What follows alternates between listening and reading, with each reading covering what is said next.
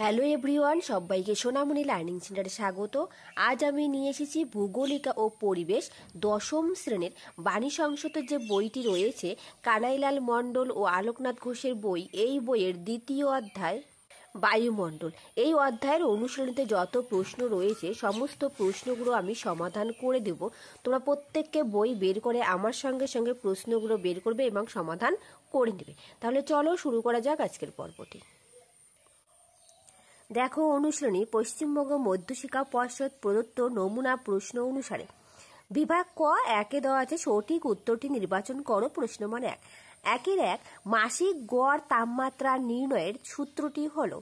সঠিক উত্তরটি হবে অপশন খ, মাসের প্রতিদিনের দৈনিক গড় তাপমাত্রার যোগফল ভাগ ওই মাসের দিন সংখ্যা। কি বললাম? মাসের প্রতিদিনের দৈনিক গড় তাপমাত্রার যোগফল ভাগ ওই মাসের দিন সংখ্যা। এরপর দেখো একটি ইম্পর্টেন্ট দিয়ে দেওয়া আছে 1 নট বায়ুর গতিবেগ মাপার একক ইজুকাল টু 1.877 কিমি পার ঘন্টা। এই লাইনটাও পড়ে নেবে কেমন। পরের প্রশ্ন 2 দাগ পৃথিবীর অ্যালবেডোর পরিমাণ প্রায়। সঠিক উত্তরটি হবে অপশন খ 34%।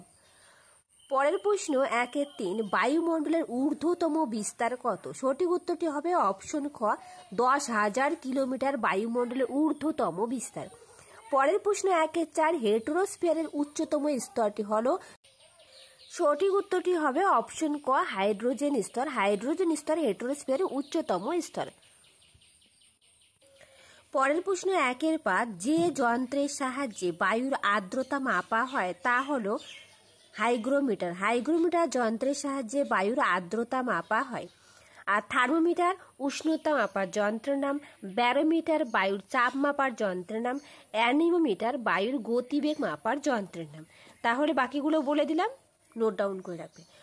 পরের প্রশ্ন 1-এর 6 সারা বছর তির্যক সূর্যরশ্মির শূন্য আবর্তন বেগ, নিম্নগামী বায়ু ও কম জলীয় বাষ্পের উপস্থিতিতে যে বায়ুচাপ বলয়ের সৃষ্টি হয়েছে। সঠিক উত্তরটি হবে অপশন ঘ মেরুদেশীয় বায়ুচাপ। মেরুদেশীয় বায়ুচাপ সৃষ্টি হয়েছে। কি বললাম? সারা বছর তির্যক সূর্যরশ্মি, শূন্য আবর্তন বেগ, নিম্নগামী বায়ু এবং কম জলীয় বাষ্পের উপস্থিতিতে মেরুদেশীয় উচ্চচাপ বলয় সৃষ্টি হয়েছে। পরের প্রশ্ন 1-এর 7 শুষ্ক গ্রীষ্মকাল, আর্দ্র শীতকাল ও সারা বছর উষ্ণতা মধ্যম প্রকৃতির বৈশিষ্ট্য দেখে তুমি কোন জলবায়ু শনাক্ত করবে? সঠিক উত্তরটি হবে অপশন গ ভূমধ্যসাগরীয় জলবায়ু। পরের প্রশ্ন 1-এর 8 এল নিনোর প্রভাব দেখা যায়। সঠিক উত্তরটি হবে অপশন গ প্রশান্ত মহাসাগরে। প্রশান্ত মহাসাগরে এল নিনোর প্রভাব দেখা যায়। লা নিনার প্রভাব দেখা যায় প্রশান্ত মহাসাগরে। এই এল নিনো একটি উষ্ণ সমুদ্র স্রোত, এটাও মনে রাখবে। পরের প্রশ্ন 1-এর 9 ঋতু পরিবর্তন দেখা যায় না। সঠিক উত্তরটি হবে অপশন খ নিরক্ষীয় জলবায়ুতে। নিরক্ষীয় জলবায়ুতে ঋতু পরিবর্তন দেখা যায় না, সারা বছর একই ঋতু বিরাজ করে। পরের প্রশ্ন 1-এর 10 সারা বছর অধিক উষ্ণতা ও বৃষ্টিপাতের লেখচিত্রটি কোন জলবায়ু অঞ্চল নির্দেশ করে? সঠিক উত্তরটি হবে অপশন ক আর্দ্র নিরক্ষীয় জলবায়ু নির্দেশ করে। এরপর দেখো বিভাগ খ 2-এর 1 শুদ্ধ এবং অশুদ্ধ লেখো। প্রশ্ন মান 1 2-এর 1-1 ওজোন গ্যাসের আধিক্য থাকায় স্ট্র্যাটোস্ফিয়ারকে ওজোন স্ফিয়ার বলে। এটি শুদ্ধ। যেগুলো শুদ্ধ হবে সেগুলো আমি টিক চিহ্ন দেবো এবং যেগুলো অশুদ্ধ হবে সেগুলো আমি ক্রস চিহ্ন দেবো। পরের প্রশ্ন 2-এর দেখ লা নিনার প্রভাবে প্রশান্ত মহাসাগরের পূর্ব উপকূলে খরার সৃষ্টি হয়। এটি মিথ্যা, তার কারণ এখানে এল নিনো হতো। এল নিনোর প্রভাবে প্রশান্ত মহাসাগরের পূর্ব উপকূলে খরার সৃষ্টি হয়। পরের প্রশ্ন 2-1-3 22 ব্যালুট সূত্রের কারণে বায়ু উত্তর গোলার্ধের ডান দিকে এবং দক্ষিণ গোলার্ধের বাম দিকে বেঁকে যায়। এটিও মিথ্যা, তার কারণ এটা ফেরেলের সূত্র অনুসারে বায়ু উত্তর গোলার্ধের ডান দিকে, দক্ষিণ গোলার্ধের বাম দিকে বেঁকে যায়।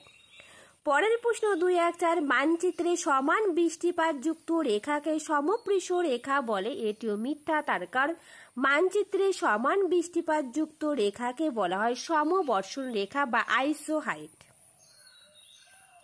পরের প্রশ্ন 2-1-5 পর্বতের অনুপাত ঢালে জলীয় বাষ্পপূর্ণ বায়ু নিচে নামার সময় আপেক্ষিক আর্দ্রতা কমে। এটি সত্য। পরের প্রশ্ন 216, কোন লেখচিত্রে উষ্ণতম মাস এপ্রিল ও সেপ্টেম্বরের মধ্যে হলে অঞ্চলটি উত্তর গোলার্ধে অবস্থিত হয়। এটি মিথ্যা, তার কারণ এখানে হয়তো মার্চ এবং এপ্রিল মাস, কিন্তু এখানে সেপ্টেম্বর মাস দিয়ে রেখেছে। পরের প্রশ্ন 217, ভূমধ্য সাগরীয় অঞ্চলে সাধারণত গ্রীষ্মকালে বৃষ্টিপাত হয়। এটি মিথ্যা, তার কারণ ভূমধ্য সাগরীয় অঞ্চলে সাধারণত শীতকালে বৃষ্টিপাত হয়। পরের প্রশ্ন 218, ওজোন স্তরকে প্রাকৃতিক সৌরপর্দা বলা হয়। এটি সত্য। এরপর দেখো 2-2 শূন্যস্থান পূরণ করো। 2-2-1, বায়ুতে ভাসমান অবস্থায় যে ধূলিকণা থাকে তাকে বলে ড্যাশ। দেখো এখানে লেখা জায়গা না আমি খাতায় লিখেছি, তোমরা একটু দেখে নাও। বায়ুতে ভাসমান অবস্থায় যে ধূলিকণা থাকে তাকে বলে অ্যারোসল। কি বলে? অ্যারোসল বলে। পরের প্রশ্ন 2, কোনো স্থানের একটি দিনের সর্বোচ্চ তাপমাত্রা ও সর্বনিম্ন তাপমাত্রার পার্থক্যকে ড্যাশ বলে। দেখো উত্তর, কোনো স্থানের একটি দিনের সর্বোচ্চ তাপমাত্রা ও সর্বনিম্ন তাপমাত্রার পার্থক্যকে দৈনিক উষ্ণতার প্রসর বলে। কি বলে? দৈনিক উষ্ণতার প্রসর। পরের প্রশ্ন 3, জলীয় বাষ্প ঘনীভূত হওয়ার সময় ড্যাশ ত্যাগ করে। দেখো উত্তর, জলীয় বাষ্প ঘনীভূত হওয়ার সময় লিন তাপ ত্যাগ করে। কি ত্যাগ করে? লিন তাপ ত্যাগ করে। পরের প্রশ্ন 4, এল নিনো দেখা যায় ড্যাশ মহাসাগরের উপকূলবর্তী দেশসমূহে। এল নিনো দেখা যায় প্রশান্ত মহাসাগরে। কোথায় দেখা যায়? প্রশান্ত মহাসাগরে। পরের প্রশ্ন 2-5, ক্রান্তীয় ঘূর্ণবাত ক্যারিবিয়ান সাগরে ড্যাশ নামে পরিচিত। ক্রান্তীয় ঘূর্ণবাত ক্যারিবিয়ান সাগরে হ্যারিকেন নামে পরিচিত। কি নামে পরিচিত? হ্যারিকেন নামে পরিচিত। পরের প্রশ্ন 6, একটি উষ্ণ স্থানীয় বায়ুর নাম ড্যাশ। একটি উষ্ণ স্থানীয় বায়ুর নাম ফন, চিনুক, লু। আমি অনেকগুলো লিখে দিয়েছি, তোমরাও খাতায় লিখে নেবে। কি কি বললাম? ফন, চিনুক এবং লু। পরের প্রশ্ন 7, শীততাপ নিয়ন্ত্রক যন্ত্র এয়ার কন্ডিশনার ব্যবহারের ফলে বায়ুমণ্ডলে ড্যাশ গ্যাস নির্গত হয়।